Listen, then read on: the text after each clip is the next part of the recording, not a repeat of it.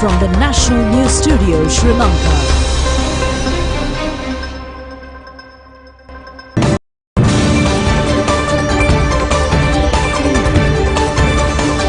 Very good evening to you and a warm welcome to the news live from the National News Studios. I'm Sharifa Tahir. I'm Charita Miniprarachi, and now let's move on to the headlines for tonight's news.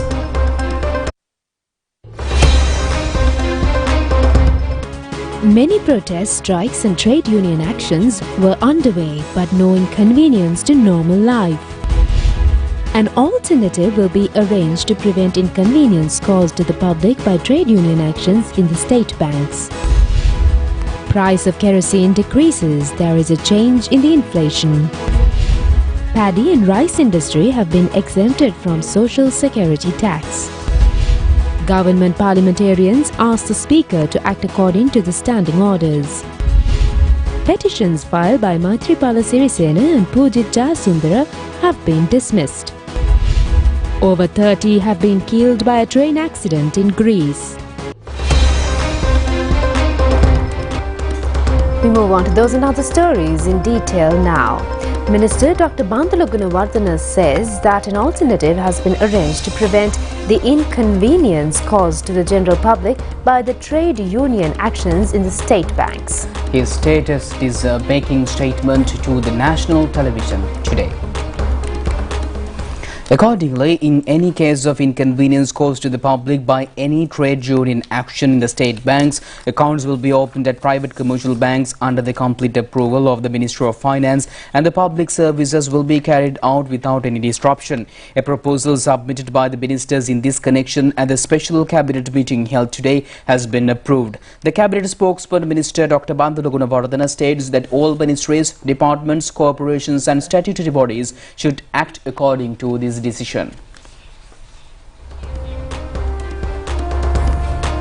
Some trade unions have organized strikes and protest campaigns island-wide on several issues. However, services of some institutions were carried out as usual without any interruption to the day-to-day affairs of the general public. The Petroleum Joint Trade Union in Kolanava today staged a protest in front of the Kolanava installation against the tax increase and the attempt to sell Petroleum Corporation. However, fuel was issued to Bowsers today without any hindrance.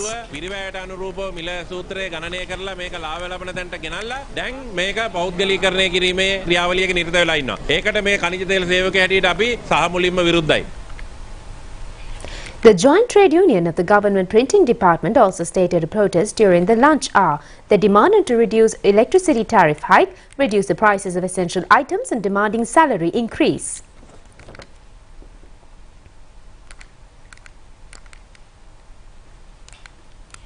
The All-Ireland Nursing Trade Union engaged in a protest in front of the National Hospital.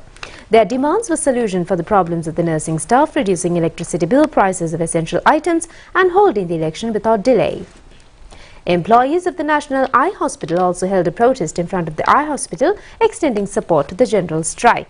Employees of the public and private sector institutions engaged in a joint protest campaign this afternoon at the Gatambay Junction along the Colombo-Kandy Road. Employees of the Water Supply and Drainage Board, Agricultural Department and many other state and private institutions were present at this protest. GMOA in Anuradhapura and State Bank Trade Unions jointly organized a protest at the Anuradhapura Clock Tower Junction against the increased tax of the government.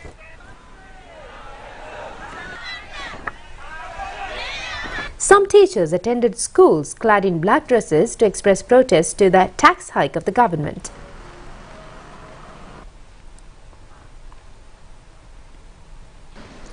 Despite the trade union action, train and bus services were conducted as usual. Employees of the postal services achieved their daily duties as usual, expressing their support to the strike wearing black ribbons and hoisting black flags. Joint Trade Union of the Professionals has expressed their views in a press briefing held today. Secretary to the Government Medical Officers Association, Dr. Haritha Alutke, said that they want the rulers that any day after the 8th of this month, a serious trade union action will be taken.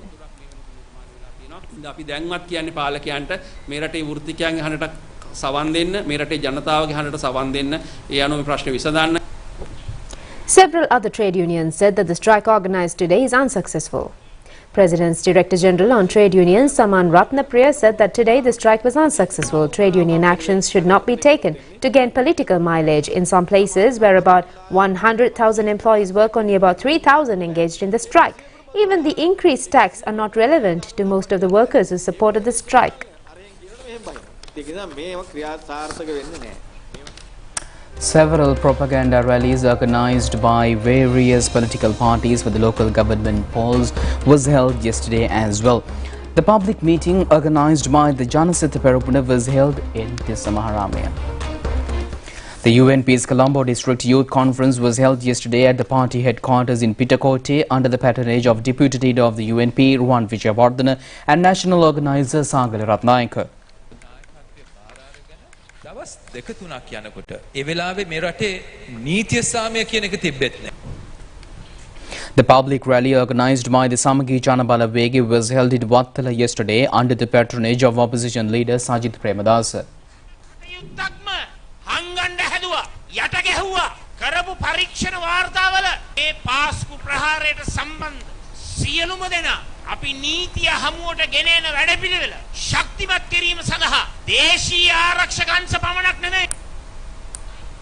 National People's Power held another public rally in Polonnaruwa yesterday headed by leader Anura Kumara Disanayaka.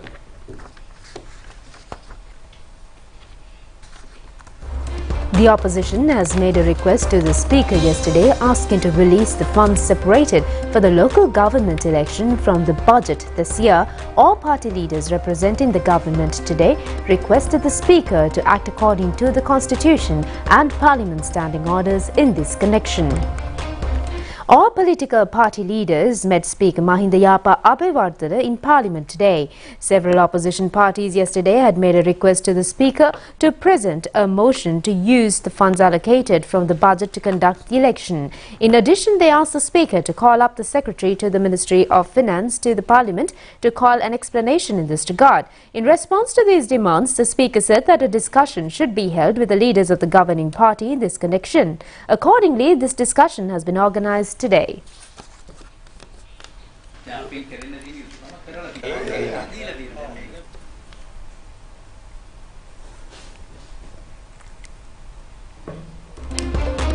Colombo District Courts today ordered to release President Ranil Wickremesinghe from the cases related to Easter Sunday attack.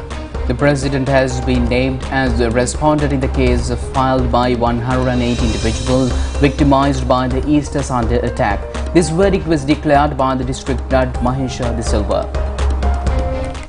In the early hearing of the case, lawyers appeared for the respondent pointed out that their client has been elected as the president of the country and the cases cannot be proceeded against him according to the constitution.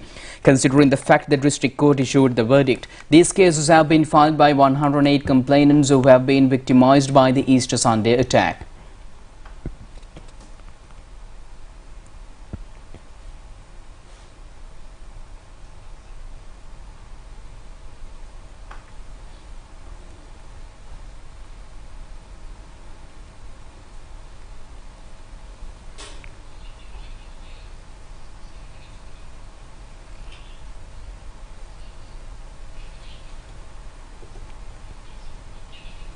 And meanwhile, the Western Provincial Council Civil Appellate Court has today ordered to dismiss the appeal presented by former President Maithripala Sirisena regarding the Easter Sunday attack and subject to a cost of 21,000 rupees. Former President Maithripala Sirisena had filed a petition requesting an order to release him from these cases.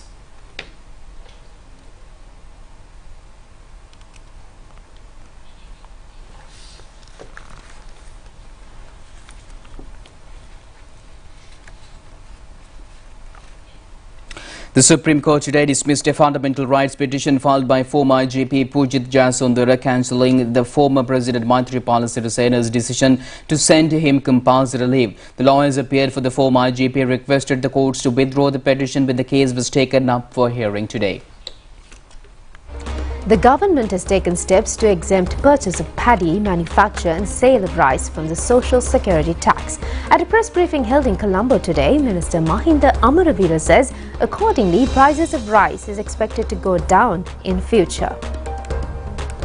Minister Mahinda Amaravira said that paddy mill owners pointed out that the social security tax was the major obstruction for them to purchase paddy at a reasonable price and to sell rice at lower prices to consumers. The minister said that therefore the government has removed the social security tax from the above matters. The minister added that this relief will be continued, this relief for both the farmers and the consumers. The government has also decided to provide mud fertilizer free of charge during the upcoming yellow season for about 1.2 million farmers who cultivated paddy in the last Maha season. Minister Mahinda Amaravira said that the ship carrying mud fertilizer has already left and will reach Sri Lanka by mid-March. The farmers have cultivated over 780,000 hectares. Therefore, a huge stock of harvest is to be accumulated this season. The government hopes to collect a harvest of over 3.3 million metric tons of paddy. Indonesian ambassador to Sri Lanka, Ms. Devi Gustina Tobin, says that Indonesia expects to sign a trade agreement with Sri Lanka to ease the bilateral trade activities. She made these remarks when she met the Prime Minister Dinesh Gunawardena yesterday. They discussed several matters including promoting the cooperation in trade, investment and tourism sectors between the two countries. The Indonesian ambassador said that the Exim Bank of Indonesia has agreed to grant loan facilities for the bilateral trade. Under these loans, several Indonesian companies have expressed willingness to provide essential drugs to Sri Lanka. The Prime Minister informed the Indonesian ambassador on investment opportunities and the other motivations in the relevant field.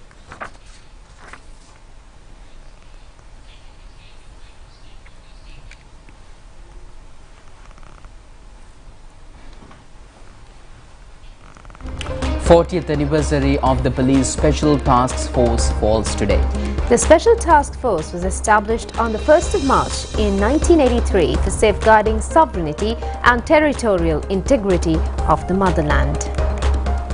The police STF has rendered a priceless service for the freedom of the motherland by fighting against terrorists to end the 3-decade-long war. In this endeavour, 464 STF officials and 6 minor staff members have made their supreme sacrifice for the nation. Another 774 officers were injured in the operations against terrorism. The STF is acting with responsibility and accountability in the fields of VIP security operations and the natural disasters, supporting the Sri Lanka police in the national security and protecting public lives and property.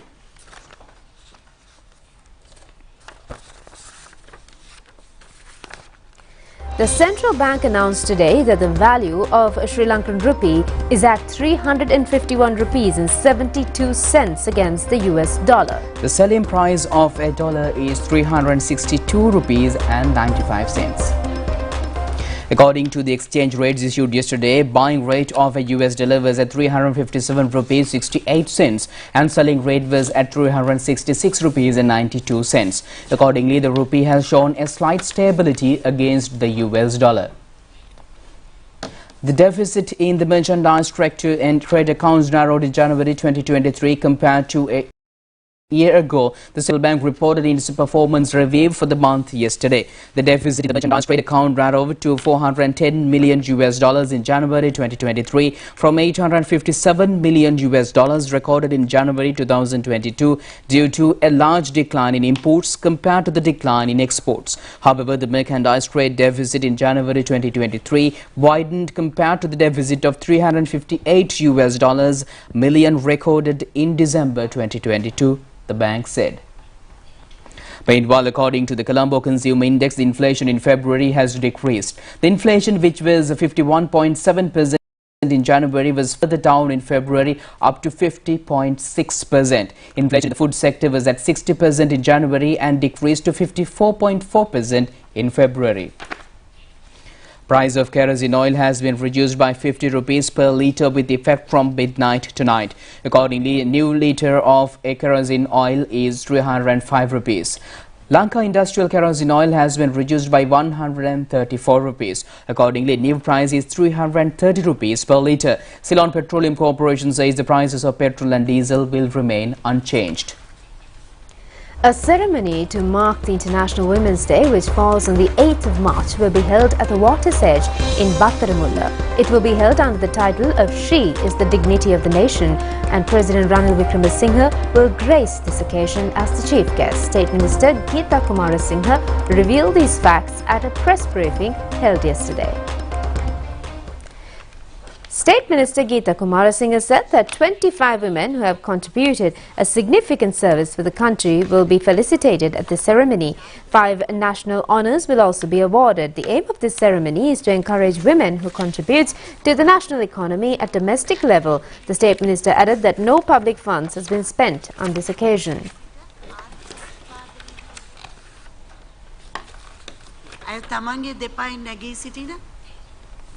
And the annual Colours Awarding ceremony of the Ananda College was held at the Kularatna Hall yesterday. Students who showed skills and talents in athletes and indoor games during the 2020 and 2021 years were evaluated at the ceremony. Principal D.M.L.P. Disanayaka and a large number of guests participated at this occasion.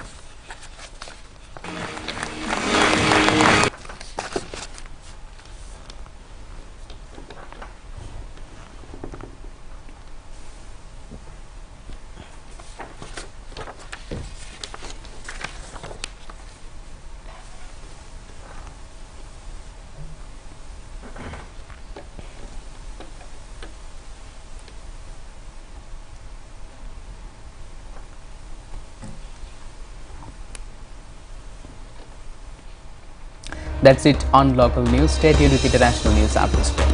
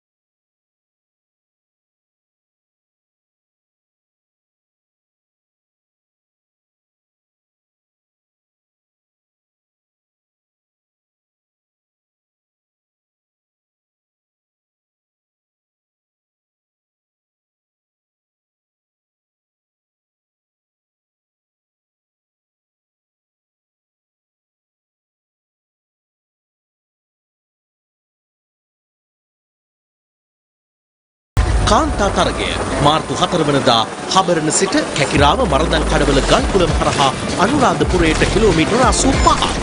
මේ ජාතික සම්මාන උළෙලවල්හි සම්මානිත ශ්‍රී ලංකාවේ එකම හා අඛණ්ඩ සජීව පාපැදි අත්දැකීම 24 වන ගුවන් හමුදා පාපැදි සවාරිය තුරා දින 3ක් උදෑසන 7:45 සිට channel I වෙතේ.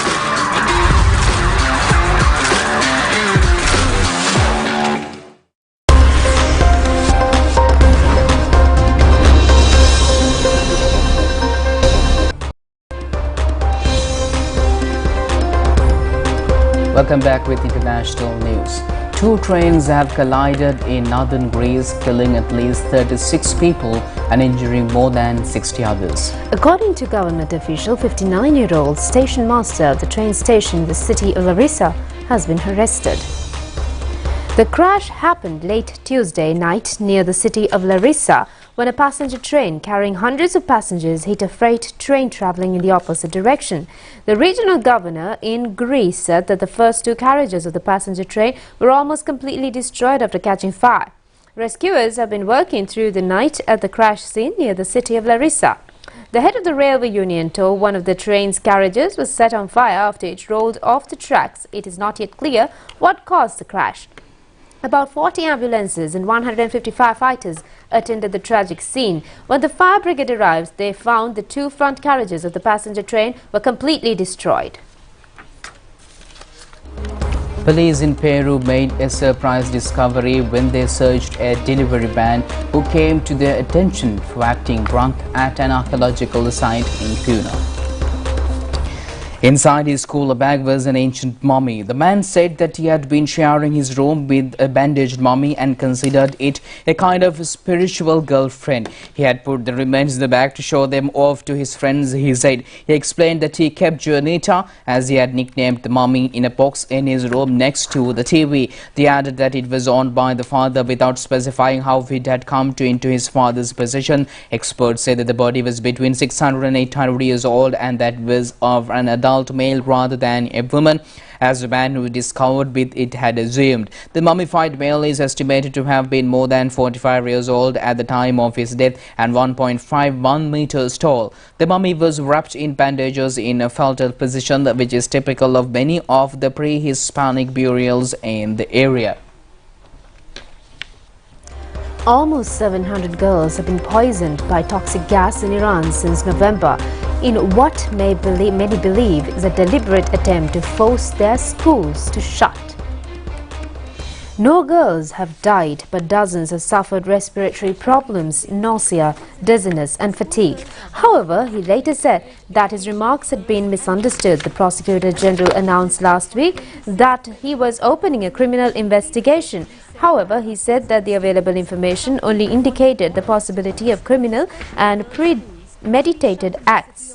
Meanwhile, public frustration is continuing to grow. The first poisoning took place on 30th November when 18 students from the Noor Technical School in the religious city of Qom were taken into hospital. Since then, more than 10 girls' schools have been targeted in the surrounding province. At least 194 girls are reported to have been poisoned in the past week at 4 schools in the city.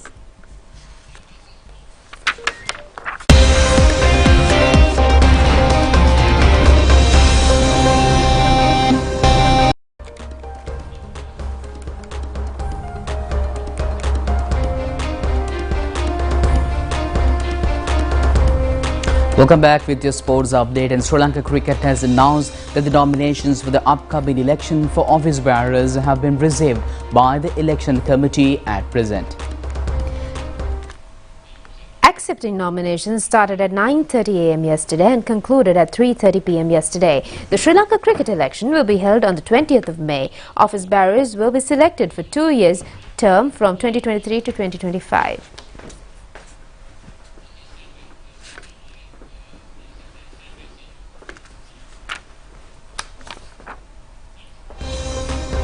And with that, we conclude tonight's news. Do it tomorrow at the very same time. I'm Charita, signing off with Sharifa. Good night.